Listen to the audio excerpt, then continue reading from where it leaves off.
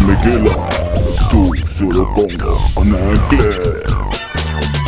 Messieurs et dames de la presse, je vous souhaite la bienvenue dans cette salle de Fatima pour cet entretien qui va durer que quelques minutes au regard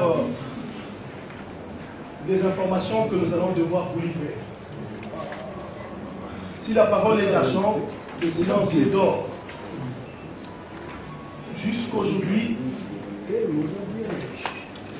le collectif des avocats de la famille Beauchamp n'a pas fait d'interview, n'a pas fait de conférence de presse, n'a fait aucune intervention dans la presse parce que nous estimons que ce qui est arrivé est extrêmement grave. Et par respect dû aux morts, nous avons voulu laisser courir la situation, quitte à rétablir la vérité, parce que la vérité était sûre. Mesdames, Messieurs de la presse, en date du 2 janvier dernier, peu avant 6 heures du matin, au croisement du boulevard du 30 juin et de l'avenue Ngombo-Lutete, il est survenu un accident de circulation. Mieux, une collision entre une Jeep de marque Infiniti, immatriculée 53 94 AA01, et une voiture taxi de marque Mitsubishi. Que s'est-il exactement passé? Comment on en est arrivé là?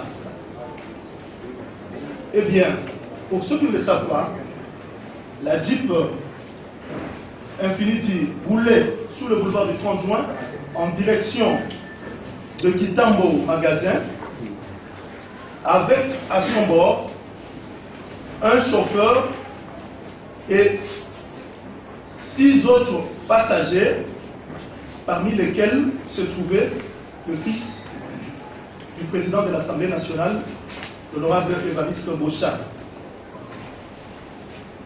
Le taxi, quant à lui, provenait du côté de Kintambo, se dirigeait vers la gare centrale en sens inverse et avait à son bord 2 passagers outre le chauffeur. Arrivé au niveau de l'avenue Ngombo-Lutete, l'avenue Ngombo-Lutete, vous le savez, c'est l'avenue qui passe devant l'ambassade de l'Afrique du Sud. Le chauffeur de taxi, disais-je, qui remontait le boulevard, va changer brusquement de direction pour s'engager sur l'avenue Ngombo-Lutete, au mépris d'ailleurs du code de la route. La Jeep n'a pas eu suffisamment le temps de manœuvrer pour l'éviter, et ce fut la collision. Les 2 véhicules vont aller terminer leur course sur le trottoir où il y avait des passants qui se tenaient tranquillement. Cette collision a engendré d'importants dégâts humains et matériels. Entre autres dégâts, il faut signaler le décès sur place de 3 occupants de la voiture taxi et un passant, ainsi que plusieurs de part et d'autre, dont un succombera plus tard à la suite des blessures. Mesdames, Messieurs les journalistes, un accident reste un accident. Personne ne peut quitter sa maison pour prendre place à bord d'un bus, d'un taxi-bus, d'une voiture ou même d'un avion, sachant qu'il va droit à la mort, à moins que ce ne soit un kamikaze. À notre humble avis, ce qui s'est passé ce jour-là où ce qui est arrivé ce jour-là n'était ni prévisible, ni prémédité, mais plutôt un événement fortuit et hélas bien malheureux. Cependant, nous nous remettons tous aux enquêtes en cours menées par les services compétents à la matière. En attendant, nous souhaitons que règne entre toutes les familles des accidentés un climat de paix, de sérénité, de concorde d'esprit et même d'assistance mutuelle. Toutefois, la famille Bochab déplore le fait que certaines personnes mal intentionnées exploitent ce drame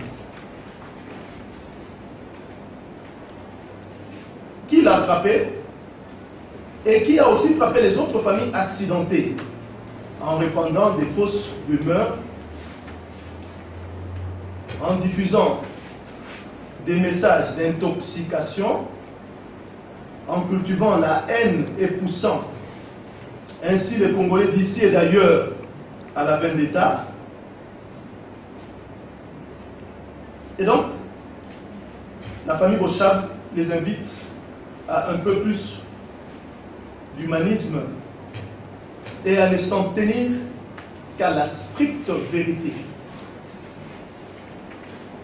Enfin, mesdames, messieurs de la presse, je voudrais terminer en disant que la vie humaine et même l'honneur des personnes restant sans prix, nous recommandons aux uns et aux autres plus de retenue et de responsabilité dans les traitements et dans la suite, dans le traitement de ce dossier et dans la suite des événements. Nous vous remercions. Non. La voiture n'était pas à l'arrêt, la voiture roulait, revenait de Kitambo, je vous l'ai dit. Il n'y avait pas 3 morts, il y a eu au total 5 morts.